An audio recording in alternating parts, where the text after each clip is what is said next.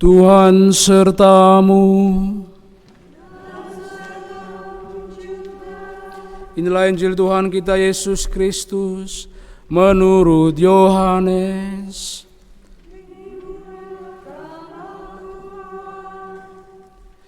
Dalam percakapan dengan Nikodemus, Yesus bersabda, "Karena begitu besar kasih Allah akan dunia ini, sehingga Ia telah mengaruniakan anaknya yang tunggal, supaya setiap orang yang percaya kepadanya tidak binasa, melainkan beroleh hidup yang kekal. Sebab Allah mengutus anaknya ke dalam dunia, bukan untuk menghakimi dunia, melainkan untuk menyelamatkannya oleh Dia. Barang siapa percaya kepadanya, ia tidak akan dihukum. Barang siapa tidak percaya, ia telah berada di bawah hukuman, sebab ia tidak percaya dalam nama Anak Tunggal Allah."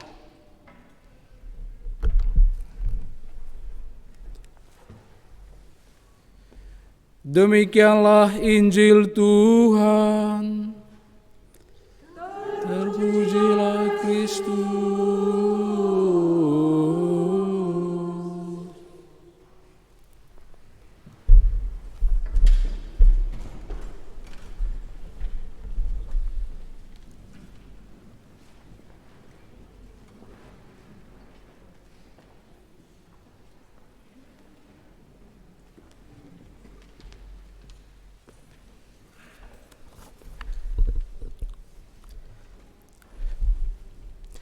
Saudara-saudari umat beriman yang terkasih dalam Kristus,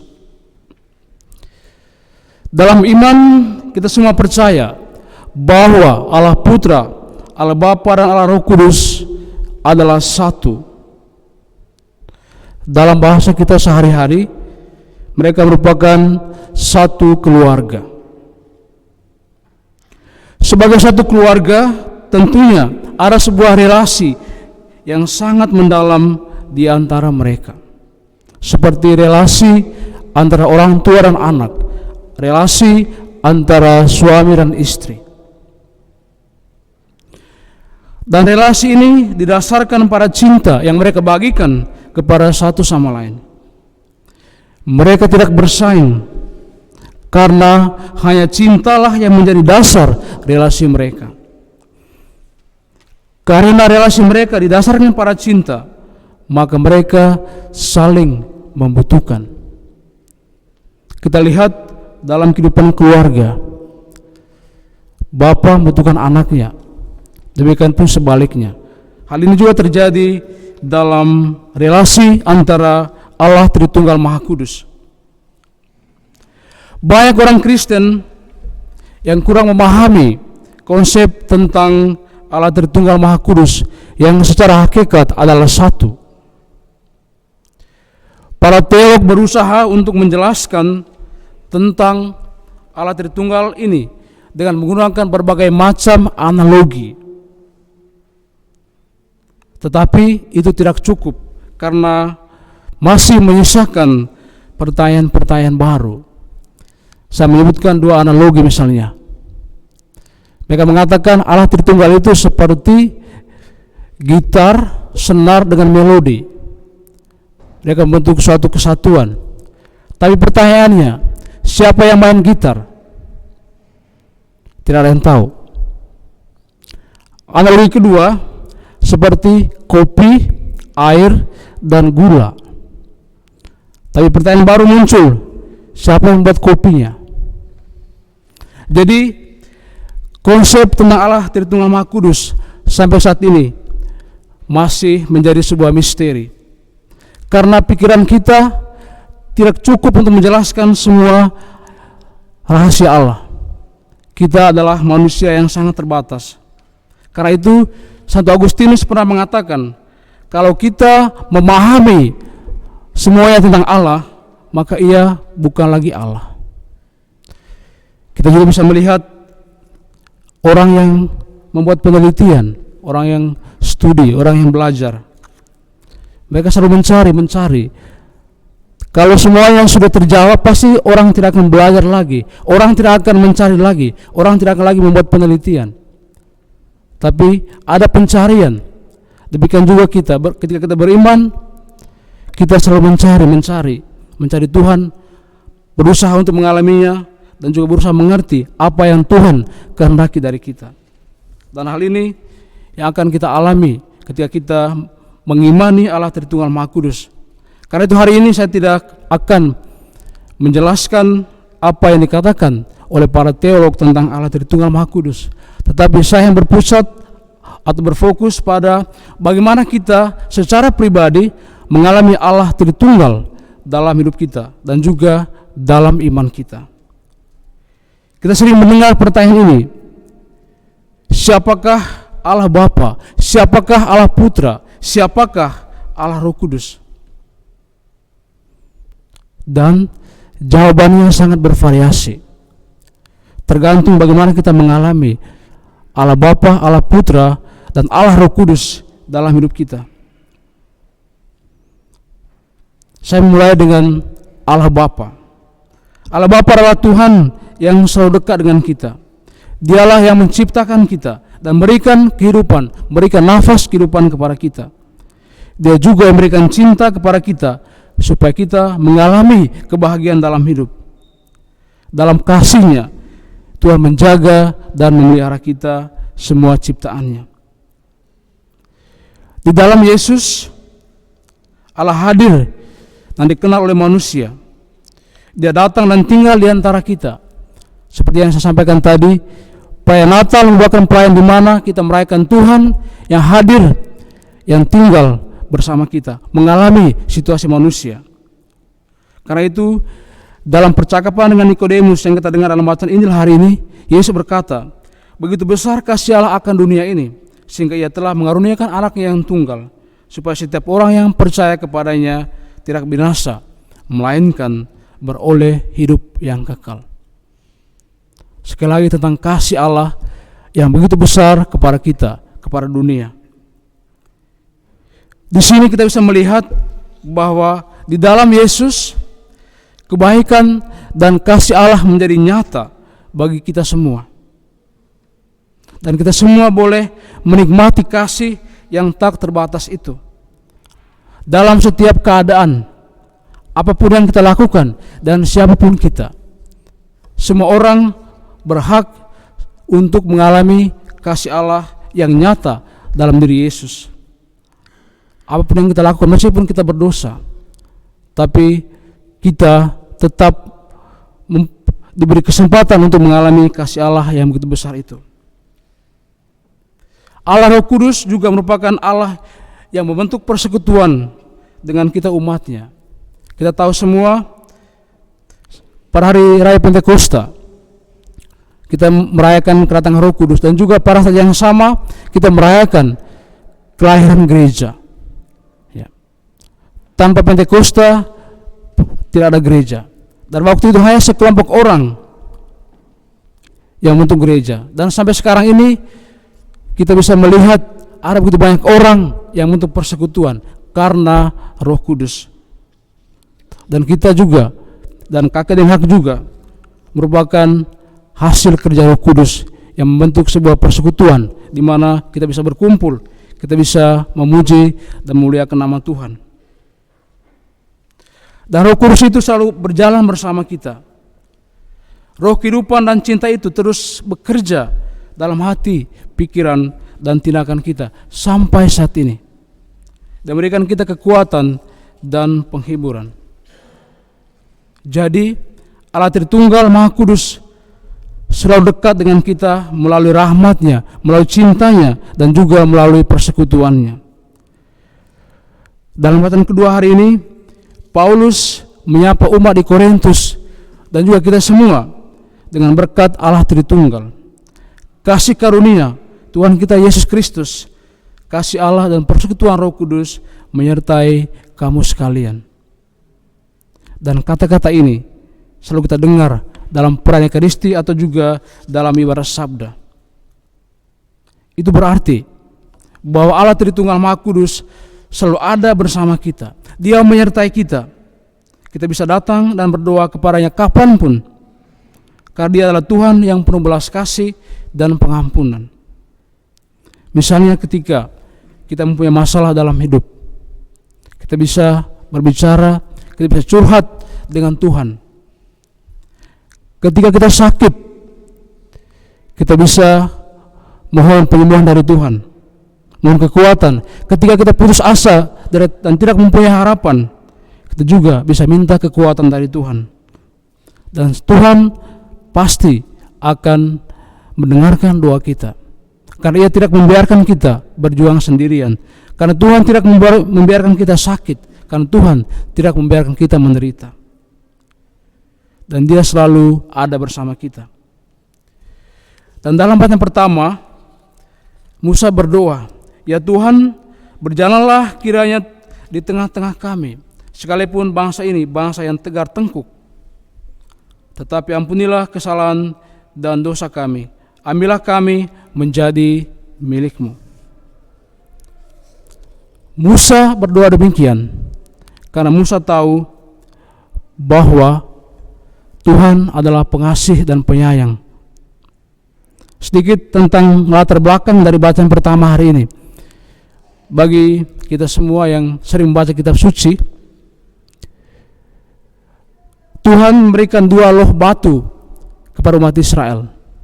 Ada 2. Pertama dipecahkan oleh Musa karena orang Israel tidak setia. Karena orang Israel berpaling kepada Allah lain.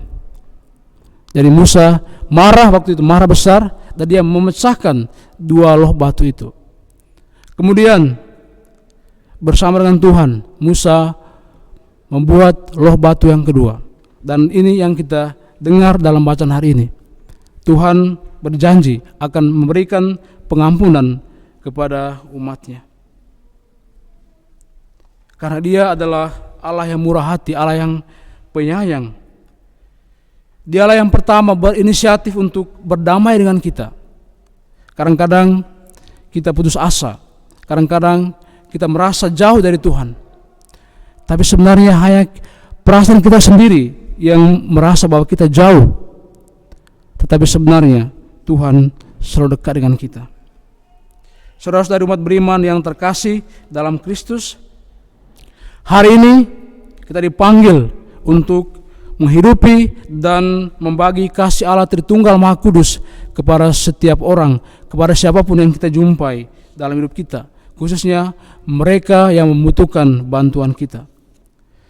Misalnya orang-orang sakit, mereka yang kesepian, para gelandangan, para pengungsi, dan mereka yang miskin.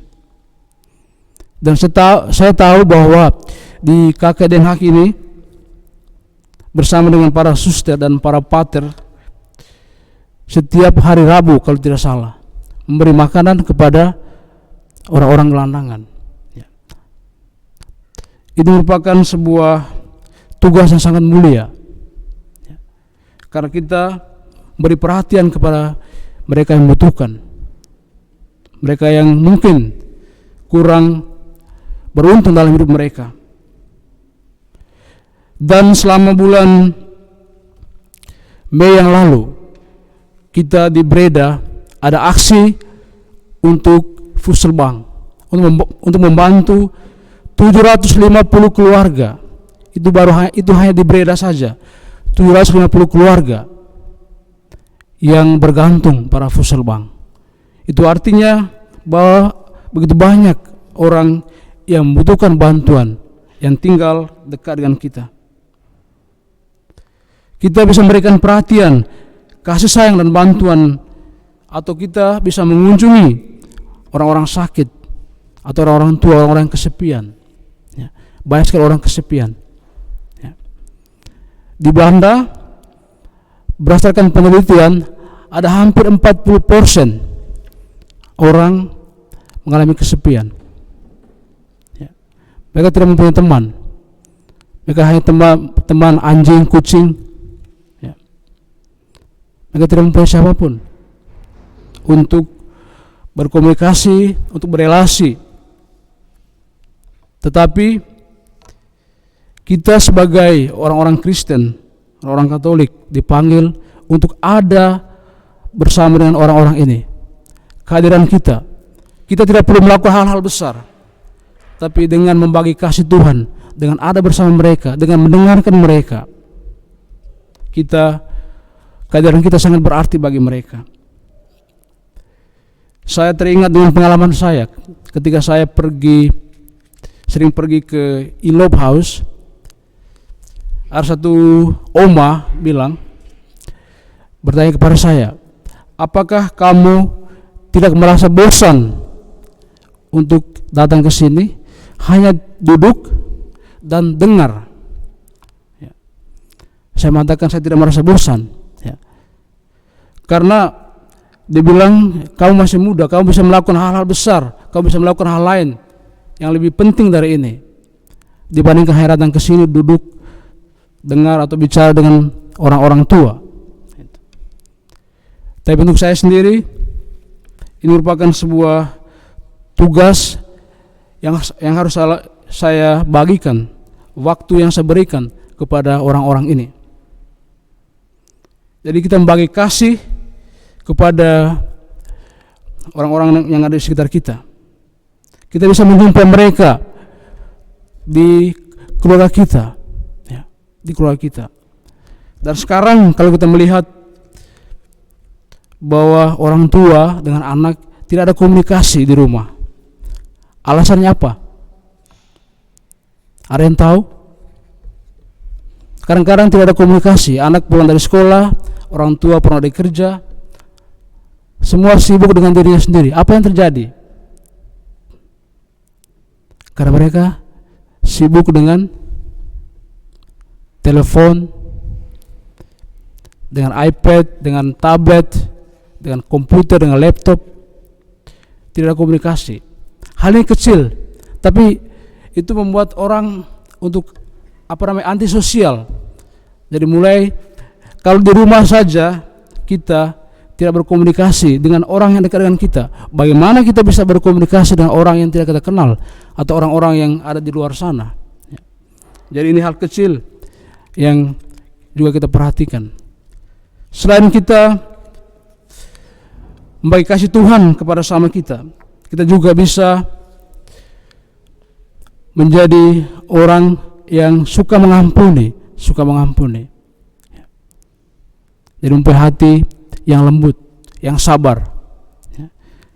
Kadang-kadang saya mendengar ada orang mengatakan, Pater, saya tidak ke gereja karena saya melihat orang itu, saya tidak mau lihat dia di gereja.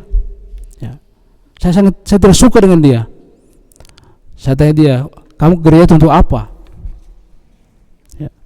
Untuk orang itu, atau untuk Tuhan, atau kamu mau berkomunikasi dengan Tuhan, atau kamu mau bertemu dengan Tuhan dan memberikan sabdanya? Dan itu banyak terjadi. Saya pikir dan saya harap tidak terjadi di sini. Kalau ada temannya tidak suka dengan temannya, dia tidak mau melihat temannya di gereja pun, dia tidak mau melihat temannya, atau dia orang yang menyakiti dia. Dan ini saya pikir sebagai orang yang beriman, kita belajar untuk mengampuni. Saya tahu itu sangat susah, sangat sulit untuk mengampuni, apalagi mengampuni orang yang menyakiti kita, sangat sulit. Tapi kalau kita belajar untuk mengampuni dan juga berdoa untuk orang yang bersangkutan, saya yakin kita secara perlahan-lahan bisa mengampuni orang itu. Saudara-saudara yang terkasih, Pesta Allah Tritunggal Maha Kudus hari ini mengingatkan kita akan rahasia Tuhan yang terdalam. Sebuah rahasia di mana kita dipanggil untuk berpartisipasi, untuk membagi cintanya kepada semua orang. Semoga iman yang kita miliki saat ini menjadi tanda bahwa kita bersedia untuk memberi kesaksian tentang kasih Allah bagi siapapun yang kita jumpai dalam hidup kita. Amin.